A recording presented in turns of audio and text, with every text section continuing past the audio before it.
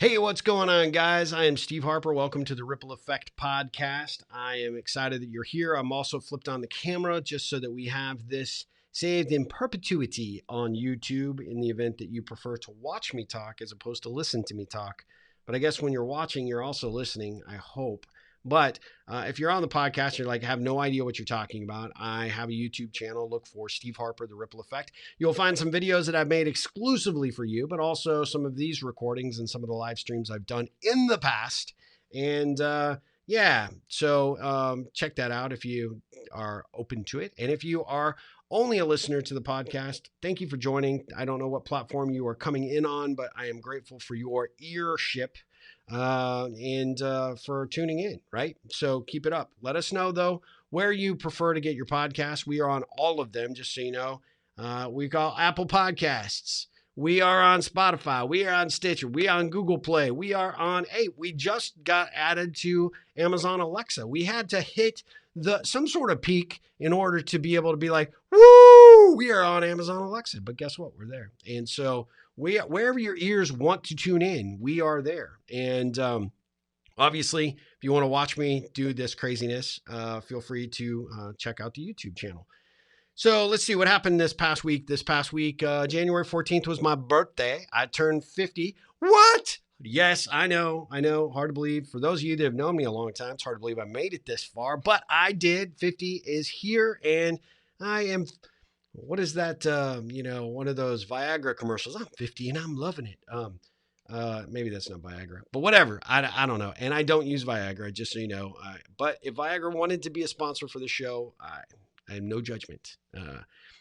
We have a growing, expanding listening audience, and it would be a great place, probably. That was bad. Sorry. And guaranteed now Viagra will not sponsor me. Wonderful. Damn it. Yet another thing I failed at. Crap. Anyway, no, I'm just kidding. Yeah, 50 was, it was supposed to be a big milestone birthday. We were going to throw Steve Fest, which is kind of like, if you're a fan of Silicon Valley, Russ Fest, but mine was going to be different. It was, I'm not part of the 3 comma club like Russ is. This is my own brand. Tres comas. You know what that means in Spanish? 3 commas? Nope. 3 commas. As in the number I'll have when we're done kicking the tar out of N-Frame and I make that fuck pile of Intersight money. Am I right? Come on, shots. On Silicon Valley. If you have no idea what I'm talking about, you need to look it up. It's hilarious. But Steve Fest was going to be this big shindig, right? But, we're on a budget. So I'm more of like the decimal club. So I was going to need you to bring beer and other adult beverages on your way over. Maybe if you could, just pick up some chicken wings and, some barbecue, bag of chips. I will provide the 2 streamers, and we will get down to some 80s jams. And it'll be awesome. We'll put the music, the tunage on the old hi-fi. Yeah, for people that are 50, they know what that means. For you young people, like, what was he talking about? Look it up. Google. It's your friend. Anyway, so we're gonna have this blowout, and then Aunt Rona showed up and has refuses to leave the room. She came in. I thought she was going to be here for like a week, maybe 2, and then she was going to just go away. We can't get her out. We've, she's everywhere now. We actually have to take shots to deal with her. And she is the house guest that will never leave. I don't get it. I don't understand it. But COVID, I'm pissed at you because you're messing up Steve Fest. That's what you are doing, and I'm really unhappy about it. So Steve Fest will be postponed. It will not be canceled. It will be postponed until a later date, in which case you will likely receive an engraved invitation to join us at what will be, without question, the most epic party you have ever seen. It'll be epic by way of how much booze you bring and food. That'll certainly help the epicness of it, but it will be rescheduled to a later date. And somebody tell me how to get this Rona out of here. That's what I want to know. Fauci, come on, brother. Can you help me get her evicted? I don't know what to do. I've used every legal means, but she will not leave. She won't even come out of the room now. I don't get it. So people have asked me, I ask on this podcast all the time for people to ask me, questions, things they want me to address. And a couple of things have come up that I shall address here. We generally talk about rippling, the ripple effect, doing good out there in the world, creating some positivity. We talk about connecting. We talk about engagement. We talk about leadership. We talk about entrepreneurship. A lot of ships there. We talk about, a lot of things in terms of business development and growing your businesses, et cetera. But a lot of what we talk about is just how to grow the right kinds of relationships and connections. But I am an open book. I have, nothing to hide. Well, yeah, that's not true. I will talk about just about anything except for the things that I intend to hide. But I ask people to ask me questions or bring up topics they'd like me to cover. And so I'm like happy to do it. Yeah. And so anyway, I recently asked that again on a podcast episode, and I had two people actually take me up on it this past week. So somebody asked me what my opinion was of Twitter and the other social platforms banning Trump recently. And so we'll dive in there. Bit of a controversial topic, I will say. This is not political. All right. This has nothing to do, and don't try and make some sort of assertion about where my political affiliations lie, because you will make an assumption. An assumption always makes an ass out of you and you.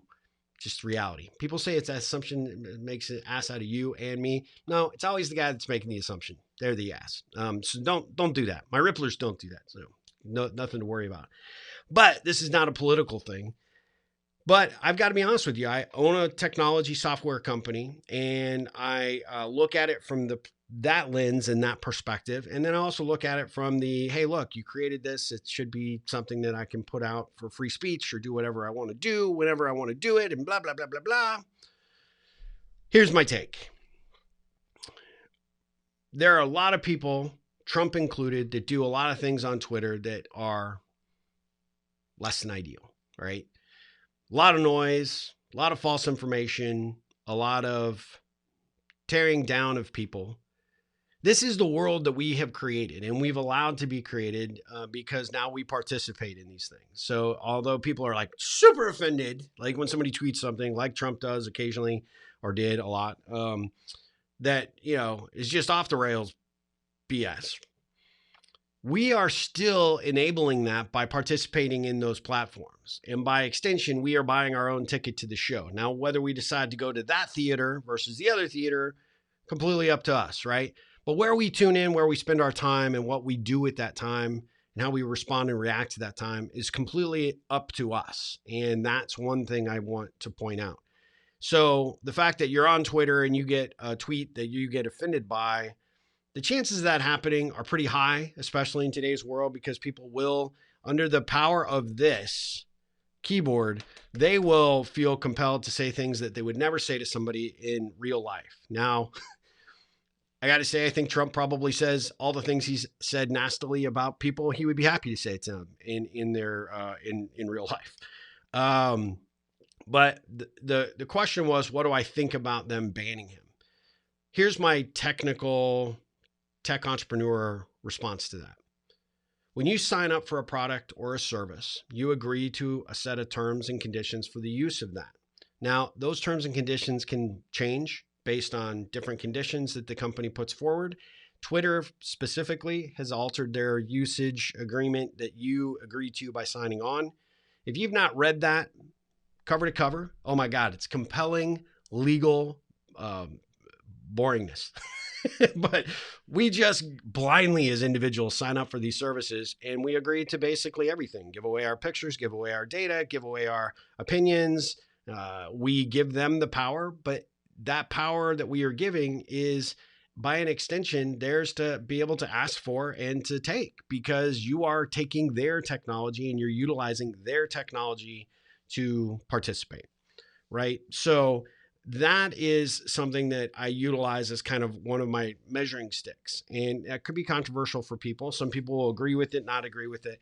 But, I saw the one hand people complaining about this is, you're entitled to free speech.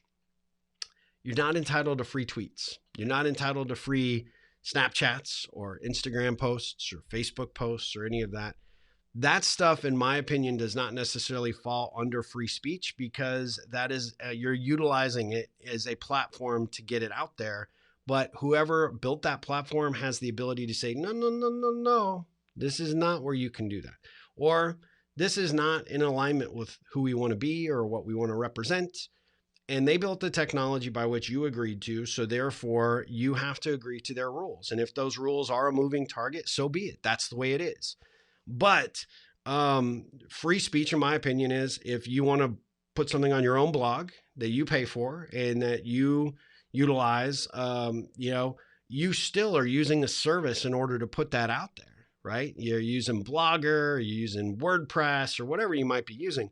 You're still utilizing a service. And if you dig all the way down, you'll find that there are terms of service that sort of govern your usage of their platform because they built that technology. So it's their property. You're utilizing their property. It's like you come in, like Rona, coming to my house, being a house guest.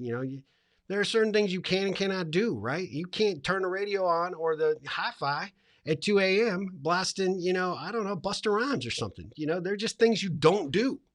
For you young people, you're like, who's Busta Rhymes? I don't even know. What's a hi-fi? Yeah, look it up. Google again. You can't eat my chicken that I was saving for tomorrow. You can't do that.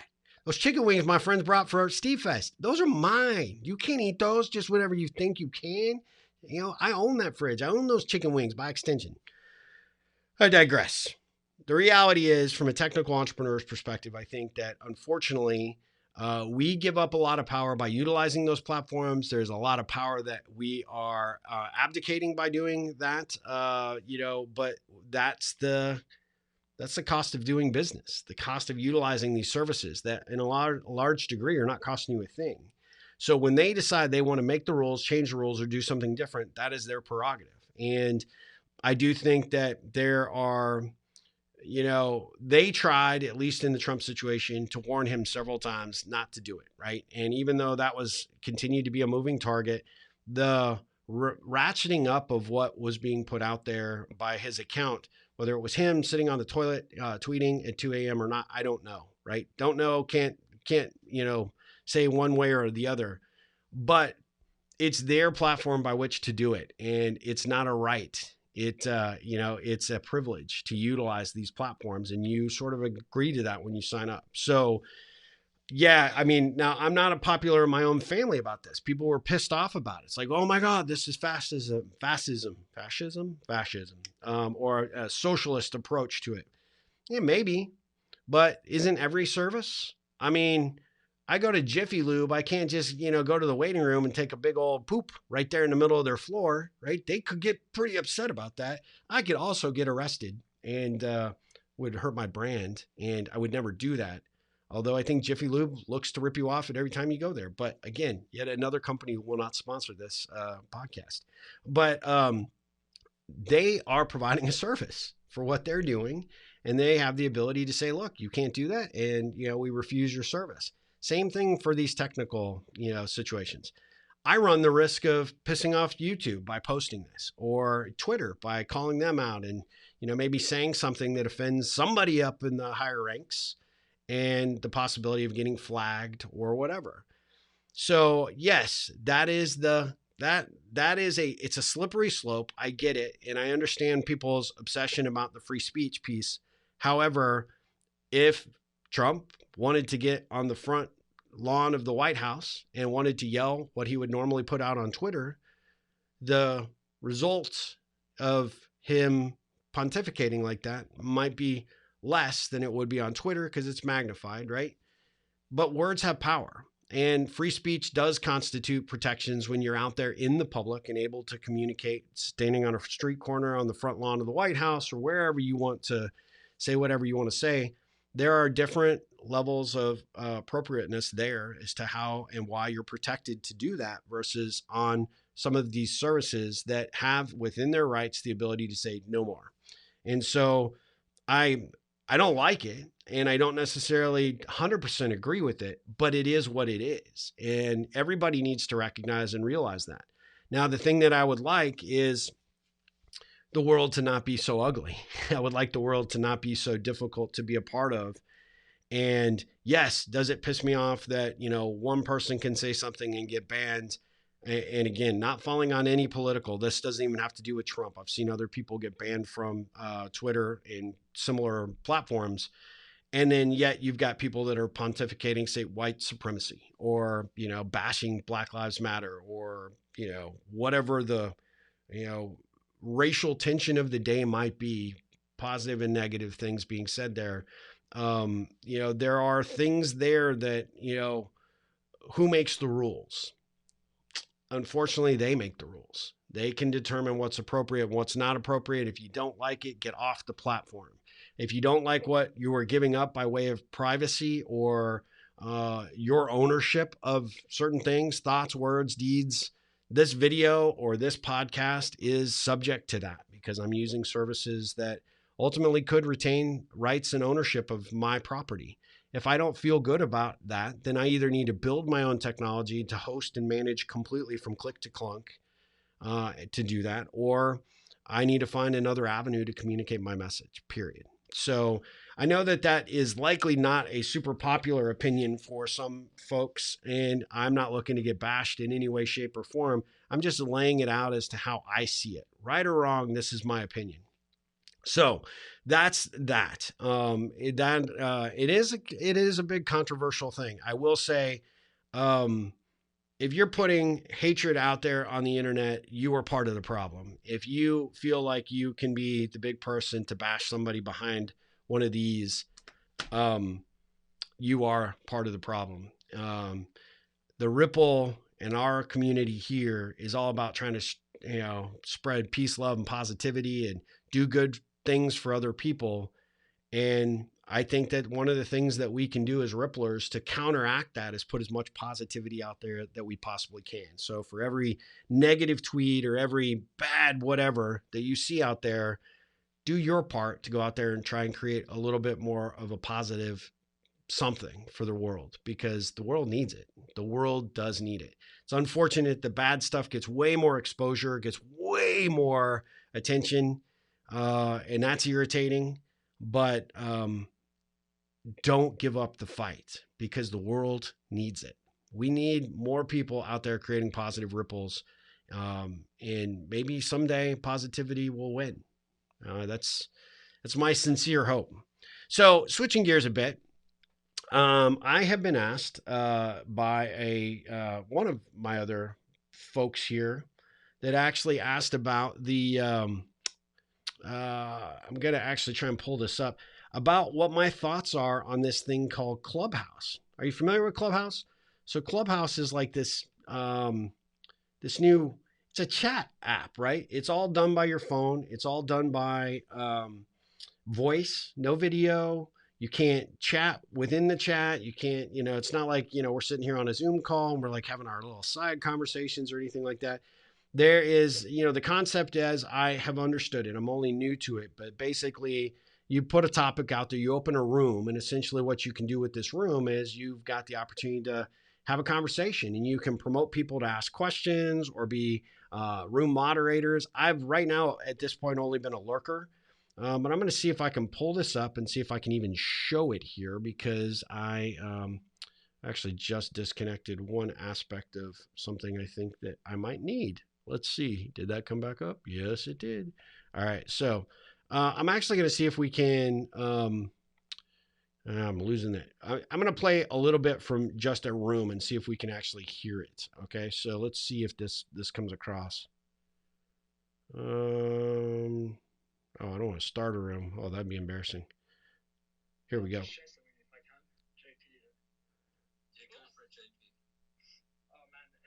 I'm going to put this camera on and see if we can get the audio to come across.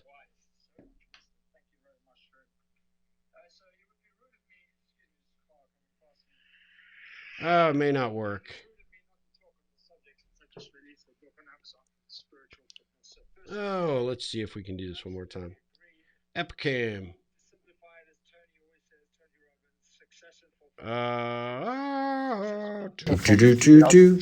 There we go. As I would say, success is what we see on the outside, what we project. I'll let you listen to this for just a second. Based on needs and wants and suffering, which is what our needs and wants create.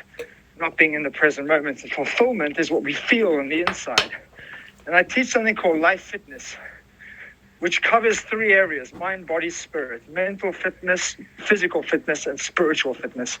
And thanks again to my brother Daniel that shared my story of my recovery and what I've achieved. And I'll tell you guys honestly and humbly, what got me to have the attitude that I did have when I eventually woke up in intensive care and realized, sorry, I'm just waiting for the car, realized what happened to me.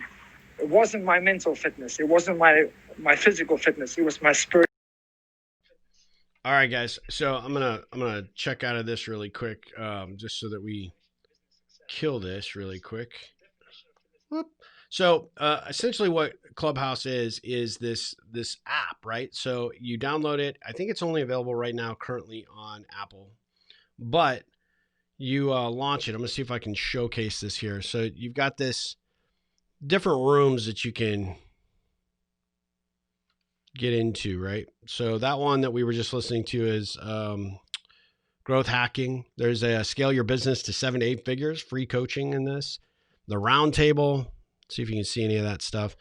So the story behind this is I had a good friend, Candace Bates, Candace Batts, that actually is someone that I've known for quite a while. I don't know why I always mispronounce her name. There's no E. There's two B-A, 2 T's, S, Batts, Candace Batts. Amazing event planner. She and I worked together on a speaking gig I did many years ago for an event she was putting on.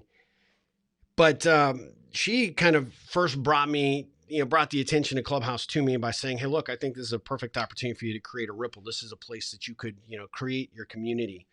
And so I got on and I've kind of been lurking and I'm pretty intrigued by it. So it's, like I said, there's no video, there's no, like chat component. What it is people are plugged into their phones and basically you can raise your hand and say, hey, I want to contribute to this conversation, whatever the topic of the room is. And it's like blowing up, like crazy blowing up. Actually, I think this thing would have been even bigger had it launched when we went through the initial phases of real lockdown, right? In March, April of 2020.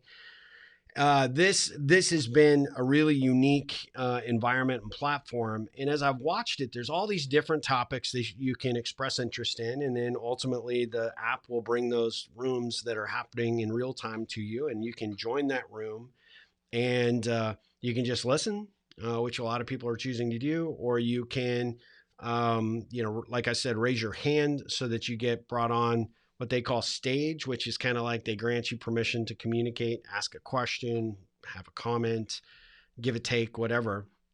And then they pull you back out where you're back into the audience just listening. So in real life, think about it as a speaker up on stage. They're the subject matter expert. They're talking about this, but they're opening it up for questions or anybody to come up and give their opinion about whatever the topic is. They bring them up on stage. They get to say their piece and then boom, back to your chair. So it's really interesting. I have talked to now after Candy actually first, sort of exposed me to this, started listening and participating. And I'm like, I can see I can burn a lot of time on this. I've talked to a number of people and they're like, oh my God, I'm wasting so much time on there. But there are a lot of what you would think, there's some get rich quick kind of people. There's always people out there promoting programs. There's a lot of, self-improvement, motivation, etc. But I also think that there's this unique aspect of the possibility of community. And I do think that there are opportunities to have a conversation in a more broader sense, right? This podcast, as an example, is only a one-way kind of thing. Now, many of you make it a two-way, which I love because you comment or you send me an email after you've listened to the show, and then you give me your take, and we get into, I've had countless conversations over what I've covered in a podcast, and I'm grateful for those. But now take that conversation that we're having, kind of offline and magnify that where you can invite other people in to participate. So they're not only hearing, that aspect of what we were talking about, but also kind of experiencing it for themselves. That's kind of what I view Clubhouse as being. And so I am intrigued. So when the person that asked me to address this said, are you going to use it? What are you going to do with it? The answer is yes, I'm going to use it. I feel like right now I'm at a point in my life that I'm so freaking overwhelmed by all of the different things that can steal my attention that I'm really committed to, along with making this my best year ever, trying to simplify a lot of things. And so I'm being very, very cautious with my time, being a bit more discerning. But I will tell you how I'm doing it is rather than just zoning out at Netflix every night, I'm actually kind of listening to a couple of talks. I have yet to raise my hand or participate. And I think that when I do, I'll probably pick up a new audience, and that would be a good thing. But for right now, I'm sort of just kind of paying attention, trying to figure out. And then eventually I will host a room. I want to host a room to talk about some of the things I talk about here, but also want to host a room that just gets people rippling and connecting. And I don't know exactly how I will do that or exactly how I can make that authenticity come across like we do at our 8-minute ripple events, but I'm kind of intrigued to test it and try it. But I'm being very cautious with this, right? You know, I already have social platforms that I try and keep up with because I need to, but I have all these other things that kind of tick, tick, tick, tick, tick, time from me. That sounded like I was stuttering. I was not. I was just like, take, take, take. I should have said take, take, take, take, take, not tick, tick, tick, tick, tick. It sounds like a bomb, not good. But taking, just noodling at me all the time. And so the jury's out, I would say, at least for me. But for my friend that asked this, Sarah, I think if you're in it and you're doing it and you're engaged and involved and actually fairly committed to making this your pathway to build your baseline of customers and get that experience, exposure, I should say, not experience, exposure to what you're doing, I think it's a phenomenal tool. I think the potential is great.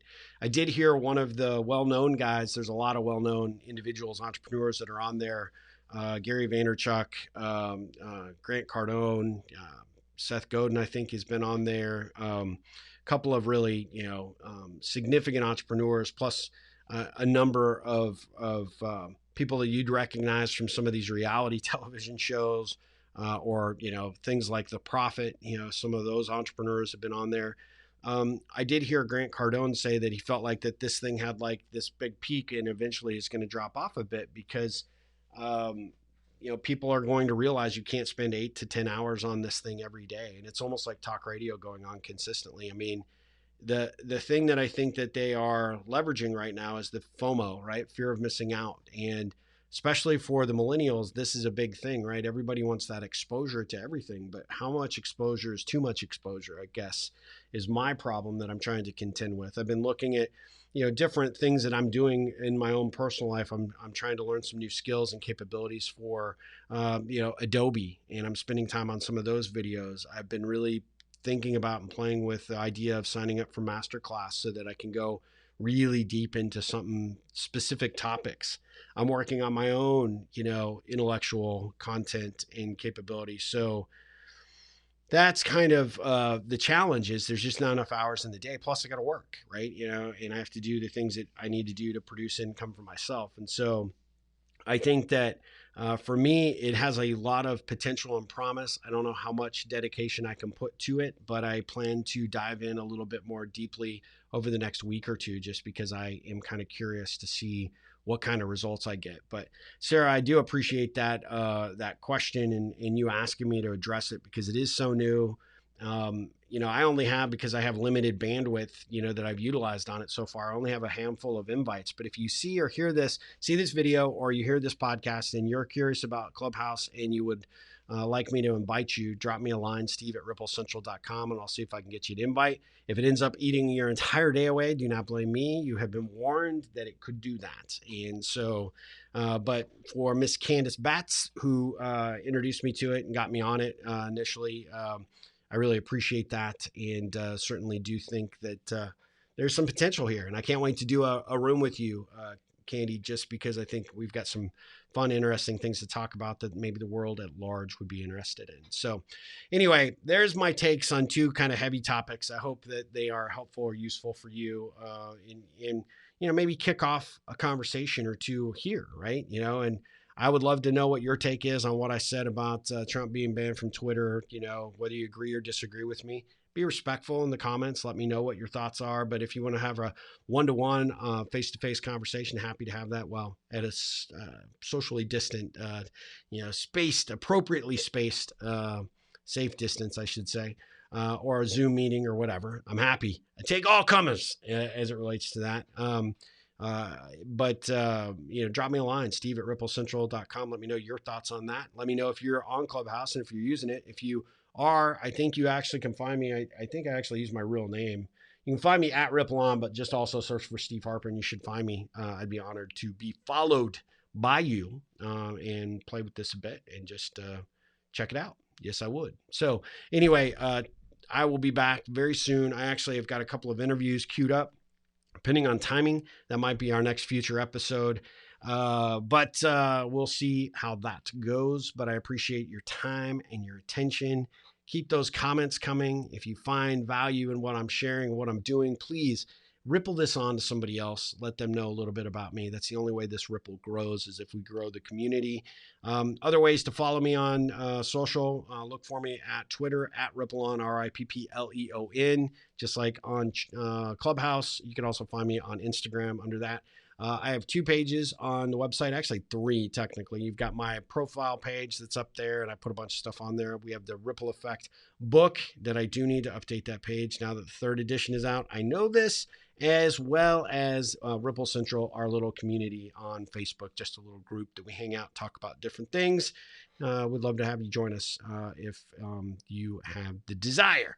And tell my friends, until the next time I see you or talk to you or we converse like we are here, I want you to go out there and do good in the world. When you see a negative, try and counter that with a positive. Create a positive ripple out there in the world, my friends. And as always, ripple on.